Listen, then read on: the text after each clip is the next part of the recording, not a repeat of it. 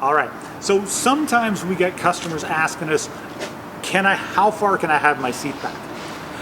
I'm 6'3", so we design all of our wind deflectors so that the seat is in as far back position as possible. The question is how far do you lean your front seat back?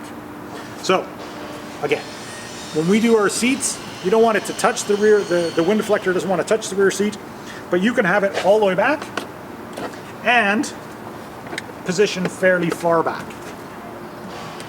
But some customers like their seat really far back, and it is possible that you could have your seat run into it. So, to answer the question, what you want to do is you basically want to go to your car and look to see if your seat, the back of your seats, are past this part here. These hooks are designed to go around your seats, but the wind deflectors essentially come and line up right with the slot for where your seatbelt comes out.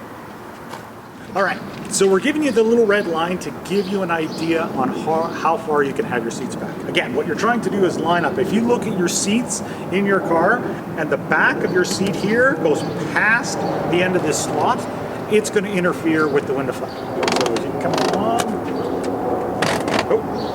and if it's like that, the back of the seat's here, the slot's here, no problem at all.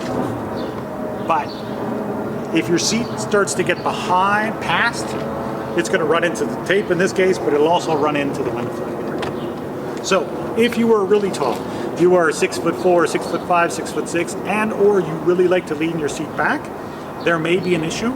So again, just go look to see if when you stand at your car, look at the back of your seat, and does it go past